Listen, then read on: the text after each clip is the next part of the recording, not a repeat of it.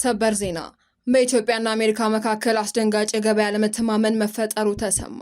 ይህንንም ተከትሎ አሜሪካ በኢትዮጵያ ምርቶች ላይ ጥብቅ የተባለ ምርመራ መጀመሯን ይፋ አድርጋለች። አብራችሁን ቆዩ፣ ዝርዝሩን በቀዳሚነት እናደርሳችኋለን። የፌዴራል ጠቅላይ ፍርድ ቤት ሰበር ሰሚ ችሎት ያልተጠበቀና አነጋጋሪ ውሳኔ ማሳለፉ ተሰማ። ሰበር ሰሚ ችሎቱ ተጠርጣሪዎች በዋስትና የመፈታት መብት አላቸው ሲልም በይኗል። ተጨማሪ ኢትዮጵያ ውድና ቅንጡ የሆነ ለውጭ ሀገር ባለሀብቶች ብቻ የሚሰጥ ጎልደን ቪዛ ካርድ ማዘጋጀቷ ተሰማ። ዝርዝር አለን።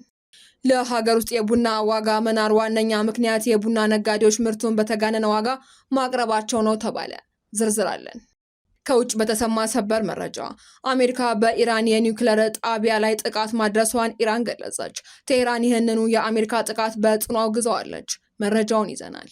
የተከበራችሁ ቻናላችን ቤተሰቦች ዝርዝር መረጃዎችን ከመመልከታችሁ በፊት ቪዲዮውን ላይክ በማድረግ ማድመጥ እንድትጀምሩ እየጋበዝን በቀጥታ ወደ መረጃዎች ተሸጋገረን። በቅድሚያ አሜሪካ ከኢትዮጵያ በሚገቡ የፀሐይ ኃይል ማመንጫ መሳሪያዎች ላይ ምርመራ መጀመሯ ተገለጸ። የአሜሪካ የንግድ መምሪያ ከኢትዮጵያ ወደ አሜሪካ የሚገቡ የሲሊኮን የፀሐይ ኃይል ማመንጫ መሳሪያዎች ላይ ሀገር አቀፍ ምርመራ መጀመሩን የፀሐይ ኃይል ኢንዱስትሪ መረጃ ምንጭ የሆነው ሶላር ፓወር ወርልድ ዘግቧል። ምርመራ የተጀመረው የአሜሪካ የሶላር አምራቾች በቻይና የተመረቱ የሶላር ምርቶች በአሜሪካ የጣለባቸውን ታሪፍ ለማለፍ በኢትዮጵያ በኩል ኤክስፖርት እየተደረገ ነው የሚል ቅሬታ ማቅረባቸውን ተከትሎ ነው። ቅሬታው በግንቦት ወር ያቀረቡት ፈረስት ሶላር እና የደቡብ ኮሪያው ሃንዋ ግሩፕ ቅርንጫፍ የሆነው ኪውልሴን ጨምሮ 8 የአሜሪካ የፀሐይ ኃይል አምራች ኩባንያዎች ናቸው ተብሏል።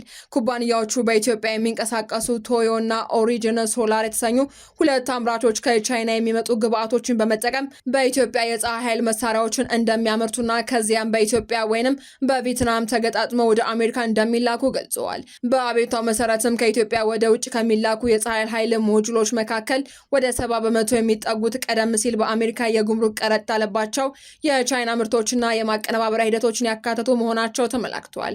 ሶላር ፓወር ወርልድ እንደዘገበው ከሐምሌ 2025 በፊት ፈጽሞ የማይታወቁ የነበሩ ከኢትዮጵያ ወደ አሜሪካ የሚገቡ የፀሐይ ኃይል መሳሪያዎች በ2025 ሁለተኛ አጋማሽ ወደ $277 ሚሊዮን ገደማ ገቢ ደርሰው በ2026 እያደጉ መጥተዋል ተብሏል። ቅሬታው እንደሚለው ከሆነ ከኢትዮጵያ የሚደረገው የወጭ ንግድ መጨመር ከቻይና ወደ ኢትዮጵያ ከሚገቡ ዋና የፀሐይ ኃይል ማምረቻ ግብአቶች ጋር ተያይዘው የተከሰቱ ናቸው ተብሏል። አቤቱታውን ያቀረቡት ኩባንያዎችን በመወከል ዋና የህግ አማካሪ የሆኑት አካልም የምርመራውን መጀመር በደስታ ተቀብለውታል ተብሏል። ለውጭ ሀገር ባለሀብቶች የሚሰጥና እስከ 10 ዓመት የሚያገለግል ጎልደን ቪዛ ካርድ በተያዘው በጀት ዓመት ወደ ስራ እንደሚገባ ተገለጸ።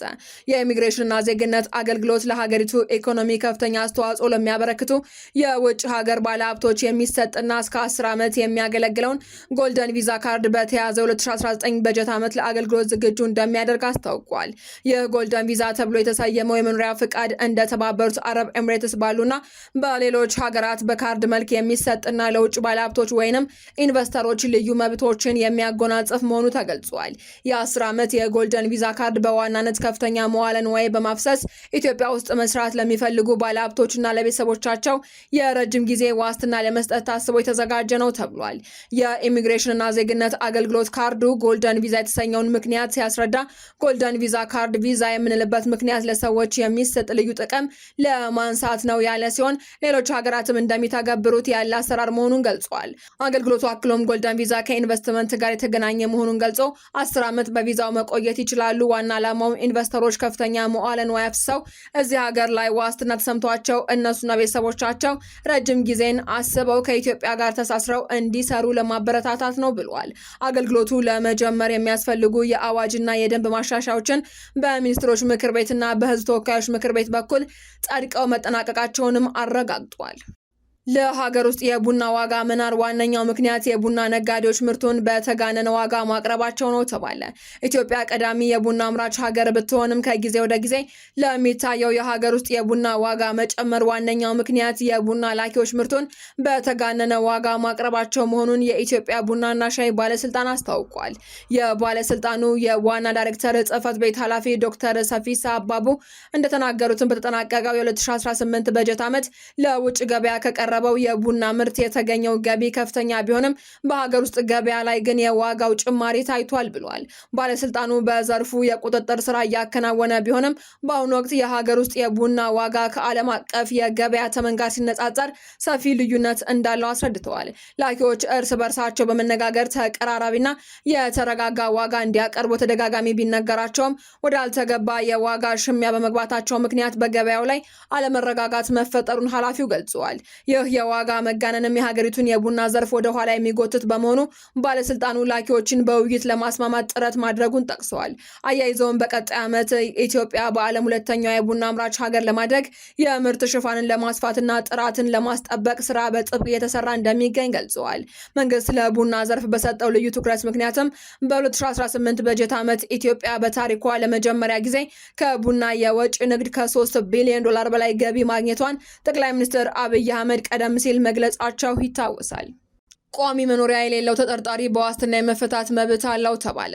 ይህንም ተከትሎ የፌዴራል ጠቅላይ ፍርድ ቤት ሰበር ሰሚ ችሎት ውሳኔ አሳልፏል። በተለያዩ ፖሊስ ጣቢያዎችና ፍርድ ቤቶች ተጠርጣሪዎች ቋሚ መኖሪያ የላቸውም በሚል ምክንያት ብቻ የዋስትና መብታቸው ሲከለከልና በማረሚያ ቤት ወይንም በፖሊስ ጣቢያ እንዲቆዩ ሲደረግም ይስተዋላል። ይሁን እንጂ የአሰራር መሰረታዊ የህግ ስህተት መሆኑን የፌዴራል ጠቅላይ ፍርድ ቤት ሰበር ሰሚ ችሎት አስገንዝቧል። ችሎቱ በመዝገብ ቁጥር 131863 አንቀጽ 20 በሰጠው አስገዳጅ የህግ ትርጓሜ አንድ ተጠርጣሪ ቋሚ መኖሪያ የለውም በሚል ምክንያት ብቻ የዋስትና መብቱ መከልከል የህግ ስህተት መሆኑንም በምክንያት አስፍሯል። ይህ ውሳኔም በማንኛውም ደረጃ ላይ የሚገኙ የህግ አስከባሪ አካላትና ፍርድ ቤቶች ሊያውቁትና ሊተገብሩት የሚገባ ፍጹም አስገዳጅ ህግ በመሆኑ ተጠርጣሪዎች ሆኑ የህግ ባለሙያዎች ይህንኑ መብት መነሻ በማድረግም ሊጠብቁት ይገባል ሲል አሳስቧል።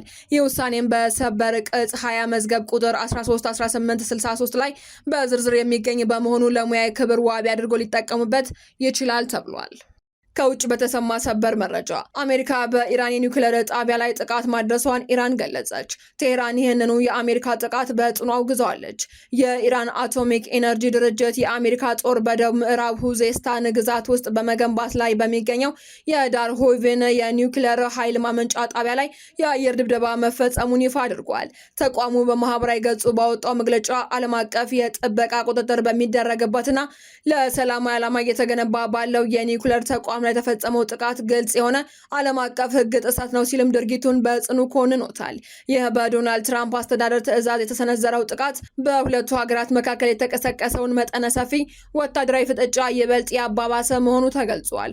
አሜሪካ ጥቃቱን የሰነዘረችው በዮርዳኖስ በሚገኘው ወታደራዊ ሰፈር ላይ በደረሰባት ጥቃት የአሜሪካ ወታደሮች መገደላቸውን ተከትሎ ለመበቀልና የኢራንን ወታደራዊ አቅም ለማዳከም መሆኑንም የአሜሪካ ማዕከላዊ ሴንትኮም አስታውቋል።